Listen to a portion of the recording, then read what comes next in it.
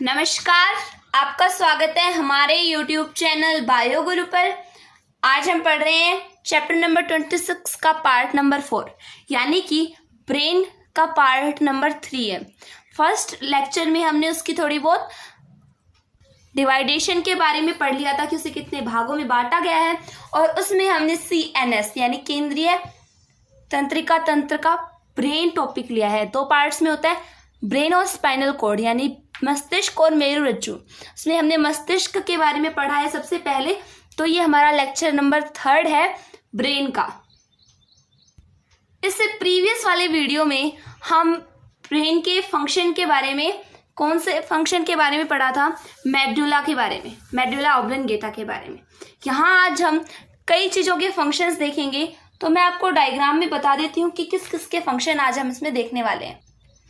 जैसा कि आपको पता है, हम कल मेडुला ऑब्लंगेटा के बारे में, इसके फंक्शंस के बारे में पढ़ चुके हैं। अब हम पोन्स के बारे में पढ़ेंगे। सेरिबेलम काफ़ी बड़ा टॉपिक है, इसकी एक अलग से वीडियो होगी, और साथ में थैलेमस और पीनियल ग्लैंड के बारे में पढ़ेंगे, और साथ ही कुछ छोटे छोटे टॉपिक्स और हैं। तो चलिए स्टार्ट करते हैं। फर्स्ट आता है हमारा पोन्स का फंक्शन। तो फर्स्ट यहाँ है हमारा पोन्स फंक्शन। इससे पहले हमने देखा था मेडुला ऑब्लंगेटा के ऊपर क्या था, पोन्स, उसके ऊपर मिड ब्रेन, और साथ में पोन्स और जो हमारा मेडुला ऑब्लंगेटा है, इसके साइड में एक सेरिबेलम था। ये तीनों हिंड ब्रेन के पार्ट थे। इसके ऊपर था हमारा मिड ब्रेन, और उसके ऊपर थर्ड वेंट्रिकल। ये थर्ड वेंट्रिकल है, इस पे कुछ ग्लैंड्स थी, ग्रंथियां थी। तीसरे नीले पर कुछ ग्रंथियां थी, और ये था हमारे फोर ब्रेन का पार्ट, यानी अग्र मस्तिष्क का भाग था। उसमें 4 ग्लैंड्स थी, पीनियल ग्रंथि, हाइपोथैलेमस ग्रंथि, थैलेमस ग्रंथि और पीयूष ग्रंथि। कहाँ कहाँ है ये मैंने आपको बता दिया था। ये सारी मिलकर के डाईएन्सेफ्लॉन बनाती है। ब्रेन के 2 पार्ट होते हैं, डाईएन्सेफ्लॉन यानी अग्र मस्तिष्क पश्च, और दूसरा होता है सेरिब्रम। ये सेरिब्रम है, इसे हम कहते हैं प्रमस्तिष्क। ये मस्तिष्क का सबसे बड़ा भाग होता है। दूसरे नंबर पर मस्तिष्क का सबसे बड़ा भाग पीनियल ग्लैंड होता है। तो हमने बताया था कि सेरिब्रम जो है वो 2 भागों का था, 2 भागों में, मतलब 2 भागों में डिवाइड था। 2 हेमिस्फेयर हो गए, 2 गोलार्ध हो गए। ये दोनों आपस में कॉर्पस कैलोज़मा से जुड़े हुए थे। ये जो ऑरेंज कलर का आपको दिखाई दे रहा है, ये है हमारा कॉर्पस कैलोज़म, और इसमें इन दोनों आधे आधे गोलार्ध में एक एक वेंट्रिकल था। तो फर्स्ट, सेकंड और थर्ड, ये 3 निलय आते हैं हमारे अग्र मस्तिष्क में, और जो चौथा निलय है वो आता है हमारा पश्चिम मस्तिष्क में।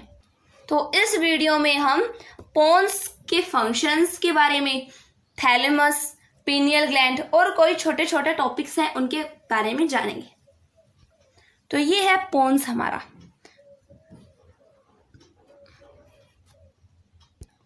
यहां मैं पोन्स का अलग से एक डायग्राम बना लेती हूं। तो देखिए,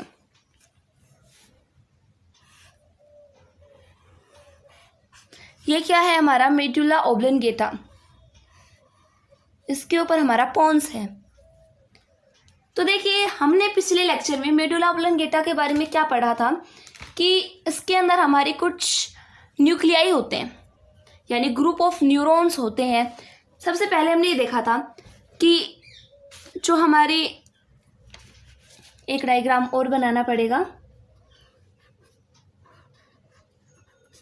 तो देखिए, मेडुला ऑब्लंगेटा, पोन्स और मिड ब्रेन, इसमें से एक्सॉन्स जाते हैं कई सारे। इस कारण ये व्हाइट कलर का होता है, क्योंकि इसमें माइलिन पाया जाता है। लेकिन, और मैंने एक बात और बताई थी, ये ग्रे कलर का भी होता है। इसके बीच में कुछ ग्रे कलर के इस तरीके से न्यूक्लियाई होते हैं, यानी कि ग्रुप ऑफ न्यूरॉन्स। ये न्यूक्लियाई, इनमें से कई मैंने बताए थे इनके फंक्शंस, इन न्यूक्लियाई के फंक्शंस, जैसे कि respiratory rhythm system, cardiovascular system, hiccup centre, sneezing centre, cough centre, vomiting centre. तो उनमें से हमने एक देखा था कई सारे न्यूरॉन्स का ग्रुप, जिसे हमने कहा था रेस्पिरेटरी राइम सिस्टम। इसका नाम क्या है, रेस्पिरेटरी राइम सिस्टम। अब ये ग्रुप ऑफ न्यूरॉन्स है, तो इनके सेल बॉडीज यहाँ पर है, लेकिन इनके एक्सोन्स आते हैं। और क्या काम करते हैं इनके एक्सोन्स? डायफ्राम और इंटरनल इंटरकोस्टल पर वर्क करते हैं। डायफ्राम और इंटरनल इंटरकोस्टल पर वर्क करते हैं। तो देखिए जो डायफ्राम है ये किस तरीके से काम करते हैं, इस पर इसे कॉन्ट्रैक्ट करते हैं, यानी इसे संकुचित करते हैं। कॉन्ट्रैक्ट होगा जैसे कि हम श्वास लेते हैं। डायफ्राम में रेस्पिरेटरी रिदम सिस्टम क्या करता है, राइम सिस्टम क्या करता है? संकुचन करता है। तो संकुचन में हम क्या करते हैं? श्वास लेते हैं, यानी निःश्वसन होता है। निःश्वसन इनहेलेशन यानी श्वास ग्रहण करना, और उच्च श्वसन यानी श्वास छोड़ना। जो रेस्पिरेटरी राइम सिस्टम है ये एक बेवकूफ बच्चे की तरह है, मतलब एक कमांड तो दे देता है लेकिन आगे उसे कंप्लीट नहीं कर पाता। ये डायफ्राम को कह तो देता है कि कॉन्ट्रैक्ट होना है, संकुचित होना है, यानी कि श्वास अंदर ग्रहण करनी है, निःश्वसन करना है, लेकिन श्वास वापस नहीं छोड़ सकता। तो इसे कंट्रोल में करेगी एक और सेंटर, यानी कि एक और ग्रुप ऑफ न्यूरॉन्स जो होती है हमारे पोन्स में। ये है हमारी दूसरी ग्रुप ऑफ न्यूरॉन्स। ये इस रेस्पिरेटरी राइम सिस्टम को कमांड भेजेगी कि भाई उच्च श्वसन करना है, श्वास वापस छोड़ना है, इनहेलेशन करना है। जो निःश्वसन होता है 2 सेकंड के लिए होता है। तो इसका नाम क्या है? Pneumotaxic centre. न्यूमोटैक्सिक सेंटर, इसमें पी साइलेंट है। न्यूमोटैक्सिक सेंटर ये कहेगा इसे क्या करने के लिए? एक्सहेलेशन करवाने के लिए, यानी कि उच्च श्वसन करवाने के लिए इसे कहेगा रेस्पिरेटरी राइम सिस्टम को। जो हमारा उच्च श्वसन होता है यानी हम श्वास छोड़ते हैं, ये प्रोसेस 3 सेकंड के अंदर होती है।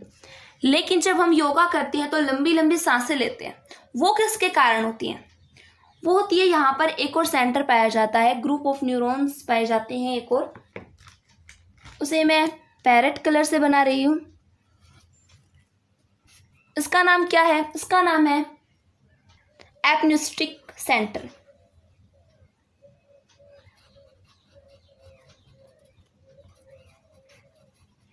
अब ये अपना कमांड यहां भेजेगा इस रेस्पिरेटरी राइम सिस्टम में, और रेस्पिरेटरी राइम सिस्टम क्या करेगा? उच्च श्वसन को बढ़ा देगा, यानी श्वास जितनी हमने ग्रहण की कर ली, लेकिन ये भी श्वास छोड़ना, हमें कितनी देर तक श्वास अपने अंदर रखनी है, निःश्वसन कितनी देर तक करना है, और उच्च श्वसन में कितना टाइम लगाना है, ये हमारे करती है एपन्यूस्टिक सेंटर। ये क्या कर रहा है? उच्च श्वसन को बढ़ा रहे हैं, लेकिन न्यूमोटैक्सिक सेंटर है ये उच्च श्वसन को घटा रहे हैं। मतलब नॉर्मली जो हमारा एक्सहेलेशन करते हैं, हम सांस छोड़ते हैं, वो कर रहा है। तो देखिए जो न्यूमोटैक्सिक है ये एक तरीके से पापा की तरह हो गया, यानी कि पापा इस बेवकूफ लड़के को ज़्यादा काम करने से मना कर रहा है कि इतना काम नहीं करना है बेवजह का, लेकिन मम्मी होती है ये भी कर ले ये भी कर ले। तो इस तरीके से जो इसकी मम्मी है यानी एपन्यूस्टिक सेंटर है ये एक्सहेलेशन को बढ़ाता है, और जो पापा है यानी कि न्यूमोटैक्सिक सेंटर ये इस उच्च श्वसन को नॉर्मल रखता है। तो आपको इसका फंक्शंस पता चल गया होगा कि स्पोन्स के अंदर श्वसन के नियमन के लिए श्वसन अनुचलन केंद्र पाया जाता है। अब इसमें हमारा नेक्स्ट जो टॉपिक आता है वो है डेक्यूसेशन ऑफ पिरामिड। इसमें क्या होता है देखिए, मैं आपको सबसे पहले बना के दिखाती हूँ हमारे मेडुला ओब्लंगेटा का डायग्राम।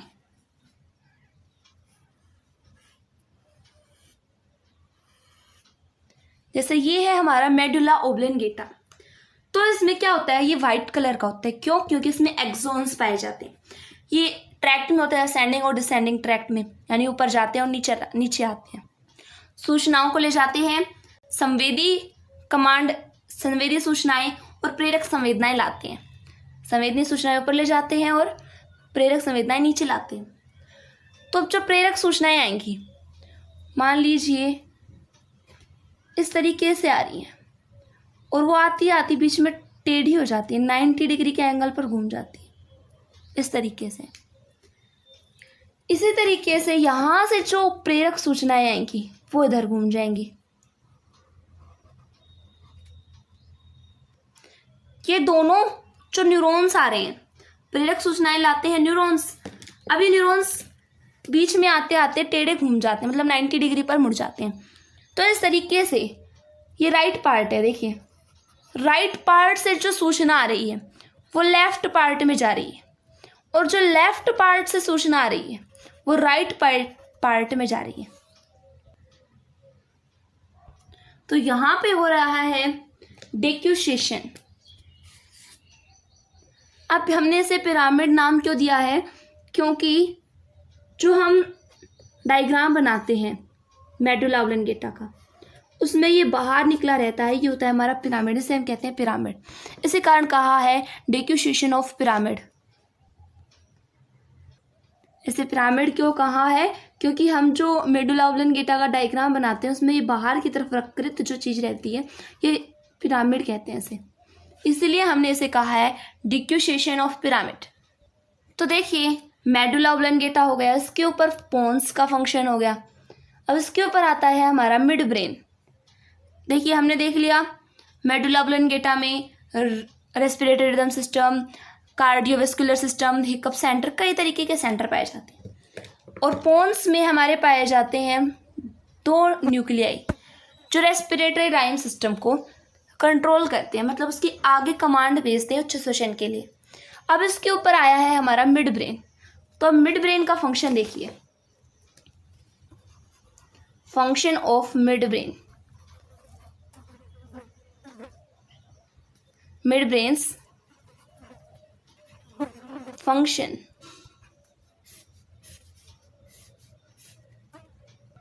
तो अब हम बनाएंगे मिड ब्रेन का डायग्राम।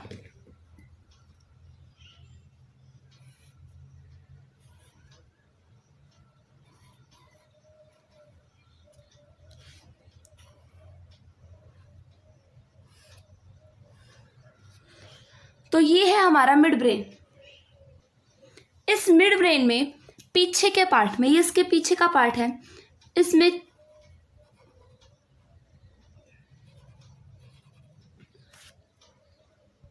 चार छोटे छोटे सर्कल्स पाए जाते हैं जिन्हें हम कहते हैं कॉर्पोरा क्वाड्रिजेमिना। कॉर्पोरा यानी कि पिंड की तरह, पिंड, क्वाड्रिजेमिना यानी क्वाड्रिजेमिना 4 है, तो इसे हम कहेंगे चतुष्ठी। क्या नाम हो गया इसका इंग्लिश में? Corpora quadrigemina, sorry corpora quadrigemina यानी कि जो पिंड है, कॉर्पोरा यानी सर्किल टाइप में गोल गोल, और क्वाड्रिजेमिना यानी 4 है, चतुष्ठी। ये जो पीछे का पार्ट होता है ये वाला, इसे हम कहते हैं posterior mid brain, posterior mid brain. और ये आगे का पार्ट, देखिए आगे का ये जो पार्ट है इसे हम कहते हैं पेंडिकल।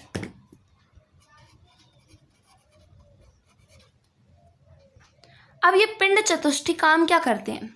ये काम करते हैं, उससे पहले मैं आपको बताऊंगी कि इनका नाम क्या है। इन ऊपर वालों का नाम अलग है और नीचे वालों का अलग है। दोनों ऊपर वाले को कहते हैं हम सुपीरियर कोलिकुलाई, सुपीरियर यानी कि ऊपर है सुपीरियर कोलिकुलाई, और नीचे के वालों को कहते हैं हम इंफीरियर कोलिकुलाई। सुपीरियर कोलिकुलाई और इंफीरियर कोलिकुलाई ये दोनों मिलकर के बनाते हैं हमारा कॉर्पोरा क्वाड्रिजेमिना, पिंड चतुष्ठी। तो देखिए आप बताइए, पहले हमारी आंख आती है या कान आते हैं? पहले हमारी आईज आती हैं, उसके बाद यहाँ हमारे कान होते हैं। तो ऊपर ये जो दो हैं सुपीरियर कोलिकुलाई, ये काम करते हैं देखने का, विजुलाइज करने का। ये दो पिंड देखने के काम आते हैं। और जो इंफीरियर कोलिकुलाई होते हैं ये दोनों पिंड सुनने के काम आते हैं।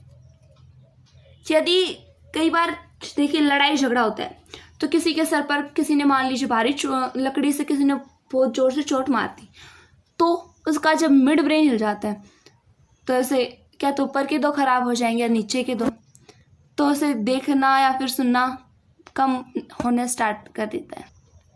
वो किस कारण होता है? क्योंकि मिड ब्रेन पर या तो सुपीरियर कोलिकुलाई पर चोट आई, अगर देखना बंद हो जाए तो, सुनना बंद हो जाए तो इंफीरियर कोलिकुलाई पर चोट आई है। सुपीरियर कोलिकुलाई यानी कि विजुअल रिफ्लेक्श करते हैं। जैसे मान लीजिए आप सामने देख रहे हो, आप अपनी नोटबुक पढ़ते हो, तो आप कैसे, जैसे आप हो और आप अपनी बुक पढ़ोगे तो ऐसे ऐसे चलते जाते हो, आपकी आंखें इस तरीके से चलती जाती हैं। आप जानबूझ के थोड़ी ना करते हो, ये होता है आपके सुपीरियर कोलिकुलाई के कारण, जो क्या काम करती है? देखने का काम करती है। मान लीजिए आप सामने देख रहे हो और साइड में आपकी कोई चीज हिल गई, तो आप उसे झट से देखेंगे, वो किसके कारण होगा? सुपीरियर कोलिकुलाई। इसी तरीके से हमारे इंफीरियर कोलिकुलाई काम करते हैं। ये क्या काम करते हैं? ऑडियोटरी रिफ्लेक्स करते हैं, यानी सुनने का काम करते हैं। जैसे अचानक से बम फट गया तो आपके कानों में अचानक से ये आवाज आएगी तो आपको थोड़ा सा डर सा लगने लग जाएगा, और ये किसके कारण होता है? इंफीरियर कोलिकुलाई के कारण। तो ये फंक्शन है मिड ब्रेन का। मैं आपको छोटी सी बात और बता दूं, लेकिन ये हमारे सिलेबस में नहीं है, लेकिन आप जान लोगे तो आपके लिए बेहतर होगा। तो इसके लिए मुझे ग्रे कलर का पेन यूज करना पड़ेगा। यहाँ ये वाला जो पार्ट है, यहाँ पर तो न्यूरल सेल बॉडीज होती हैं, न्यूक्लियाई होती हैं। ये डार्क होती हैं क्योंकि यहाँ पे न्यूरॉन्स की सेल बॉडीज पड़ी रहती है, और ये एक चीज रिलीज करती है, इनका नाम है सबस्टेनिया नाइग्रा, और ये रिलीज करती है डोपामिन।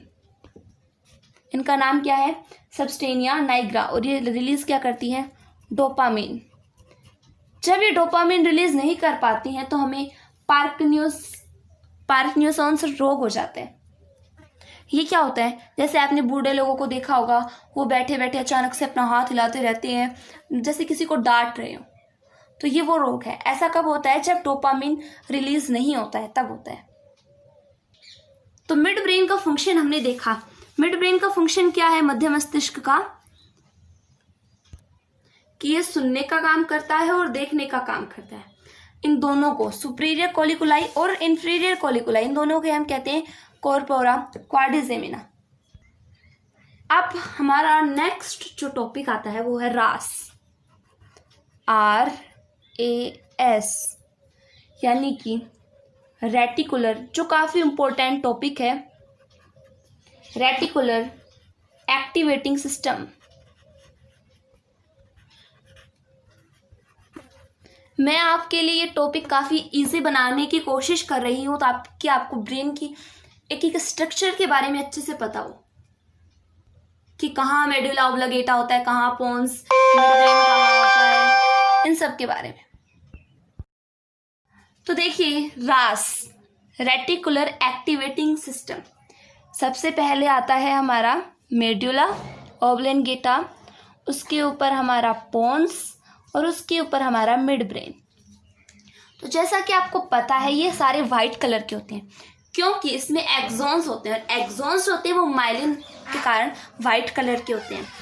लेकिन मैंने बताया था कि इनमें कुछ ग्रे कलर के न्यूक्लियाई भी पाए जाते हैं। तो इसमें कुछ मैंने बताया था respiratory, rhythm system, hiccup centre, cough centre और कार्डियोवास्कुलर सेंटर। तो इस तरीके से कुछ इसमें न्यूक्लियाई पाए जाते हैं, और साथ ही 2 न्यूक्लियाई पोन्स में भी पाए जा रहे थे। इनका नाम क्या क्या है? पापा मम्मी, यानी कि न्यूमोटॉक्सिक सेंटर और एक्नोस्टिक सेंटर, जो कि हमारे रेस्पिरेटरी लाइन सिस्टम में हेल्प कर रहे थे। तो ये जो पूरे वाइट में जो ग्रे कलर का पाया जा रहा है, और साथ में मैं सॉरी एक और, यहाँ 4 पिंड पाए जा रहे थे। हमने इसका नाम क्या दिया था? पिंड चतुष्टी। तो जो ये ग्रे कलर के पाए जा रहे हैं ना, इन्हें ही हम कहते हैं RAS, रास। तो देखिए कि काम क्या करता है रास। ये यहां से जो एक्सोन्स आते हैं,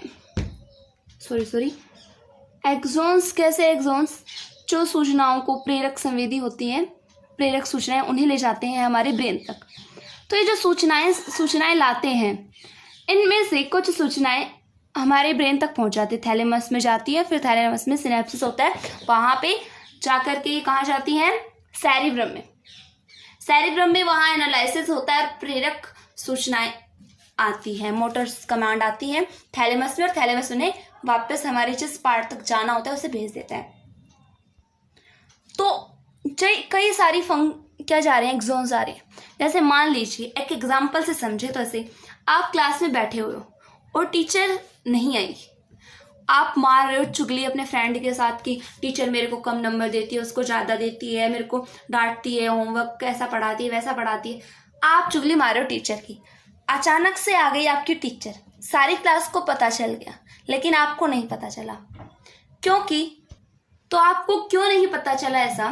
क्योंकि हमारे कई सारे एक्सोन्स जा रहे हैं ब्रेन के पर। तो उसमें से सारे जो एक्सोन्स हैं थैलेमस में नहीं जाते, कुछ यहीं रुक जाते हैं, हमारा ब्रेन इन्हें यहीं रुक देता है, क्योंकि ये हमारे ब्रेन के लिए अनइम्पोर्टेंट होते हैं। हमें हमारे ब्रेन को बताना होता है कि मेरे लिए ये चीज़ इम्पोर्टेंट है, तो वो हमारे ब्रेन के लिए उन्हीं एक्सोन्स को आने देता है।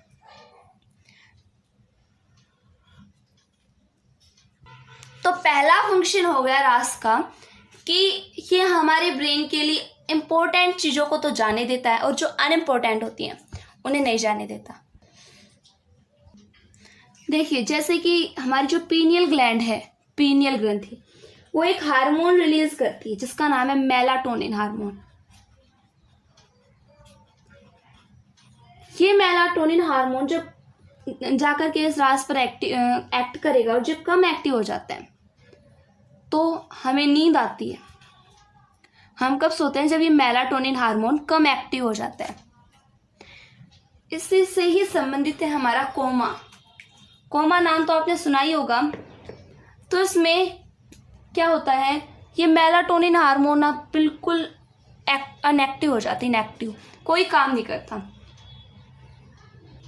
इसकी एक्टिविटी काफी कम हो जाती है, उसे हम कहते हैं कोमा।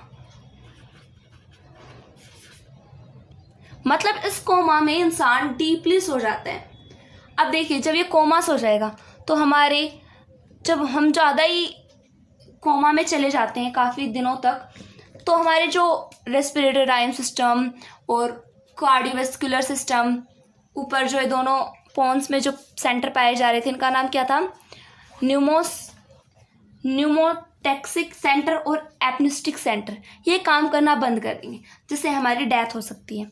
इसीलिए हमें डॉक्टर्स वैलेंटाइन में रखते हैं।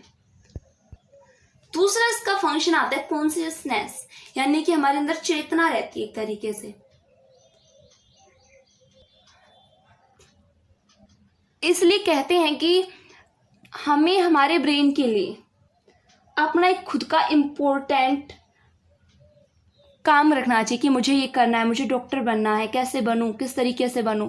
तो अब आपके लिए, आपके ब्रेन के लिए ये इम्पोर्टेंट हो जाता है और वो इसी तरीके की बातें आपके ब्रेन में जाने देता है। जैसे मान लीजिए मैं आपको किसी मॉल में ले जाकर खड़ा कर दूं, तो वहाँ काफ़ी दुकानें होती हैं, तो आप जैसे कई लड़कियां जाएंगी, ड्रेस देखेंगी, मुझे ड्रेस अच्छी लगती है, तो उनका माइंड जाने देता है, उनके माइंड में इंफॉर्मेशन जाती है, उन्हें कपड़े अच्छे लगते हैं, क्लोथ्स अच्छे लगते हैं, क्योंकि उनके लिए इम्पोर्टेंट है।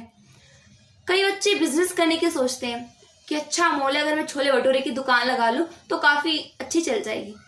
तो कई लोग अपने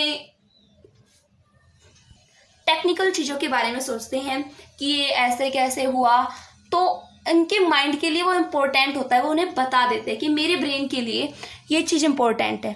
तो जो चीज़ इम्पोर्टेंट है उसे राज जाने देगा और जो अनइम्पोर्टेंट है उसे नहीं जाने देता है। तो आप भी यही करो, आप अपने ब्रेन को बताओ कि मेरे लिए ये इम्पोर्टेंट है, ताकि आपका ब्रेन उसे जाने दे और अनइम्पोर्टेंट चीज़ों को नहीं जाने दे। तो ये था हमारा रास।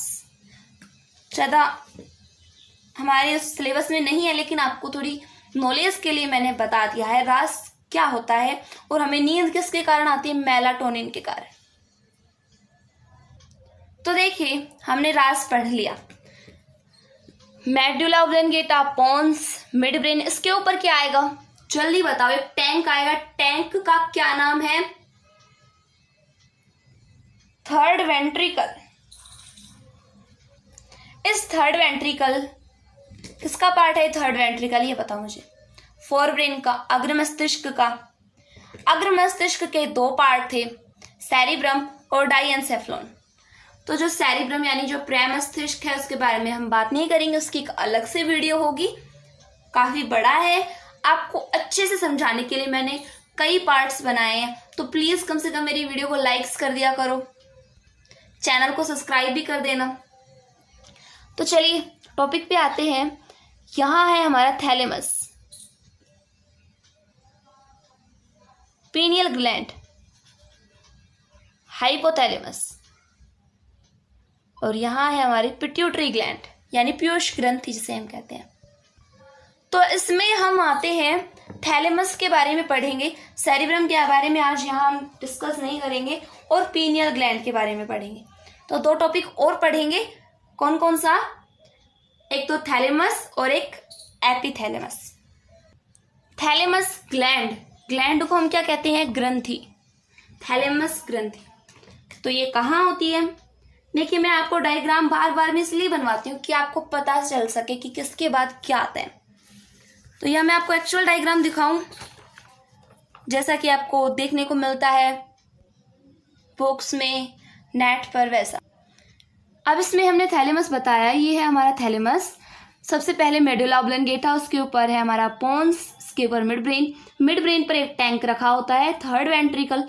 ये थर्ड वेंट्रिकल हमारा तीसरा निलय हमारे किसका भाग है, अग्र मस्तिष्क का। अग्र मस्तिष्क के दो भाग थे, डाइएन्सेफेलॉन और सेरिब्रम, प्रमस्तिष्क और डाइएन्सेफेलॉन। तो डाइएन्सेफेलॉन में आता है हमारा थर्ड वेंट्रिकल, नहीं आता वैसे डाइएन्सेफेलॉन में थैलेमस, हाइपोथैलेमस और एपिथैलेमस आते हैं। तो यहाँ हम थैलेमस और पीनियल ग्लैंड इन दोनों के वर्क पढ़ेंगे। तो देखिए ये थैलेमस ग्लैंड है, अब इसके फंक्शंस पढ़ते हैं। अब यहाँ आपको मैं फिर से डायग्राम बना के दिखा रही हूं।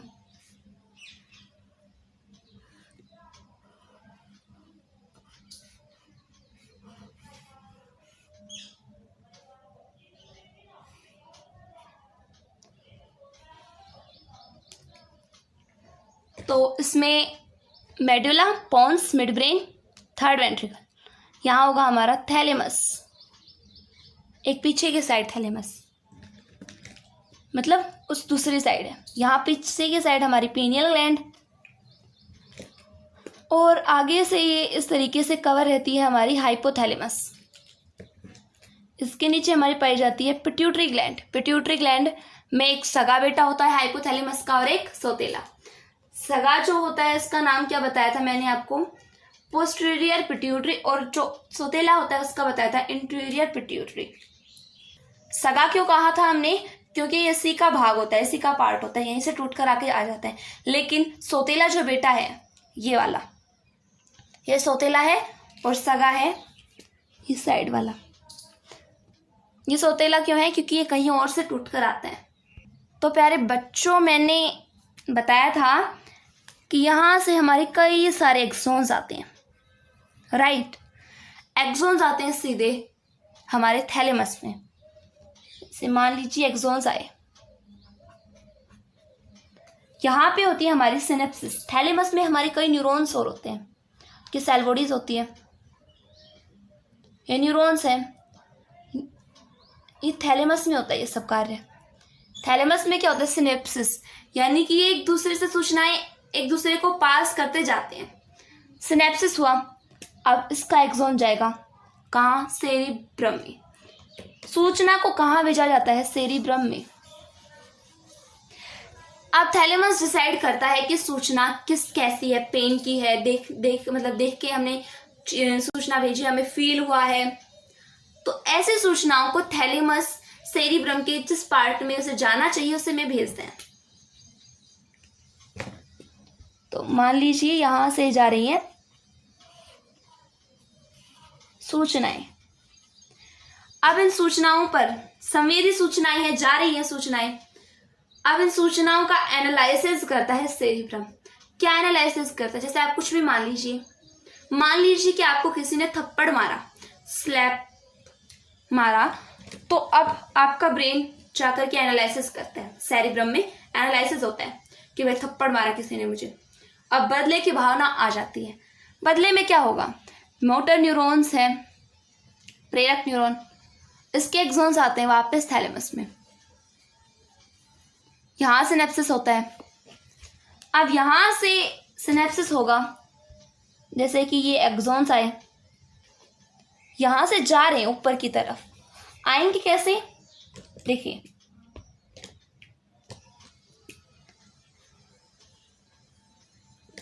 ये इसके एक्सॉन्स हैं और ये इसकी सेल बॉडी है। सिनेप्सिस हो गया, मतलब दोनों चीजें एक में ही होंगी। थोड़ा बड़ा बना के इस तरीके से मैं आपको बता सकती हूं।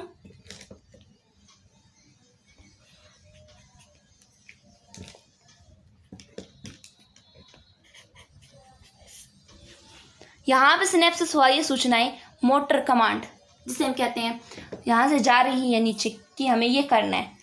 ब्रेन ने बता दिया, सेरिब्रम ने एनालिसिस कर लिया कि थप्पड़ मारे, बदला लेना है। तो फिर सेल बॉडीज यहाँ से एक्सॉन्स भेजती हैं थैलेमस में, थैलेमस से जाते हैं ये वापस नीचे। तो जाने का क्रम हो गया। अब यहाँ हमने आती कैसे हैं? इसके एक्सॉन्स होंगे, थैलेमस में अलग से और न्यूरॉन्स होंगे, उनकी सेल बॉडी यहाँ पे क्या करेगी? सिनेप्सिस करेगी और यहाँ से जाएंगी। इस तरीके से होता है हमारा थैलेमस। इसमें कई सारे न्यूरॉन्स, कई सारे सेल बॉडीज होते हैं और यहाँ कई सारा मतलब सिनेप्सिस होती रहती है। तो यहाँ क्या हुआ? यहाँ से थप्पड़ मारा, ब्रेन के पास गया, थैलेमस के पास गया। थैलेमस ने कहा सेरिब्रम के किसी मेन पार्ट में भेज दिया। सेरिब्रम ने एनालिसिस किया, कहा बदला लेना है। तो वहां की सेल बॉडीज ने मोटर कमांड जो होती है यानी प्रेरक कमांड आई, थैलेमस में सिनेप्सिस हुआ, वापस नीचे चली गई और जाकर के हाथ या पैर को कमांड देती हैं कि वापस थप्पड़ मारो। तो ये काम करता है हमारा थैलेमस क्या काम कर रहा है? सेंसरी और जो मोटर कमांड होती है, सेंसरी कमांड जो ले जाती है, ये जो स्काई कलर की दिखाई दे रही है सेंसरी कमांड्स है, जो कमांड्स ले जाती है, ब्रेन को बताती है कि मेरे साथ ये हुआ। फिर ब्रेन जो कमांड्स भेजता है वो होती है हमारी मोटर कमांड्स। तो सेंसरी और मोटर कमांड्स को संभालने का काम करता है हमारा थैलेमस। इसी कारण से थैलेमस को release centre of the body कहा जाता है। थैलेमस किसका पार्ट है? डाइएन्सेफेलोन का। डाइएन्सेफेलोन का ये 80% भाग होता है हमारा थैलेमस, 80% भाग। देखिए डाइएन्सेफेलोन में कौन कौन आता है, यहां लिखना पड़ेगा।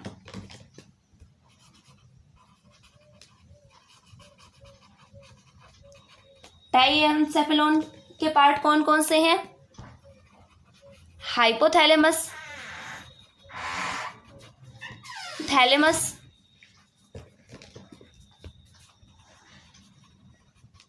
और एपिथैलेमस। तो इसका 80% पार्ट बनाता है हमारा थैलेमस। डाइएन्सेफेलोन का 80% भाग थैलेमस से बना होता है। तो हमने थैलेमस की फंक्शंस के बारे में पढ़ लिया।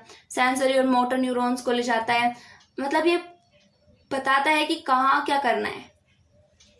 ये relay centre of the body कहलाता है। अब हम देखेंगे एपिथैलेमस। हाइपोथैलेमस हम नेक्स्ट वीडियो में डिस्कस करेंगे, काफी बड़ा है। तो नेक्स्ट आता है एपिथैलेमस, जिसे हम पीनियल ग्लैंड भी कहते हैं।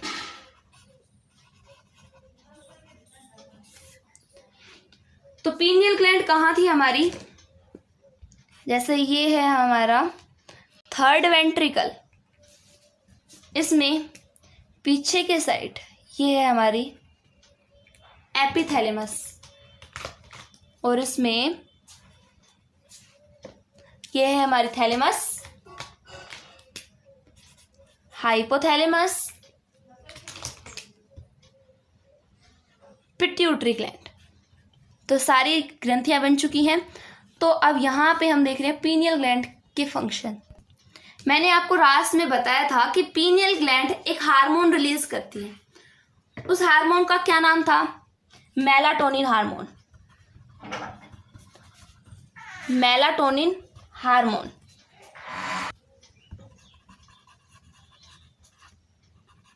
मेलाटोनिन हार्मोन जो क्या करता है, आरएस में रहता है और स्लिप का काम करता है। ये जब कम एक्टिव हो जाता है तो हमें नींद आ जाती है, और जब ये कम बिल्कुल ही इनएक्टिव हो जाएगा तो हम कोमा में चले जाएंगे। तो एक प्रकार की एंडोक्राइन ग्लैंड है, यानी कि अंतःस्रावी ग्रंथि है। पीनियल ग्लैंड अंतःस्रावी ग्रंथि है। तो ये आज की हमारी छोटी सी वीडियो है। अगली वीडियो में हम सेरिब्रम के बारे में बात करेंगे। आशा करती हूँ कि आपको ये वीडियो समझ में आया होगा। धन्यवाद।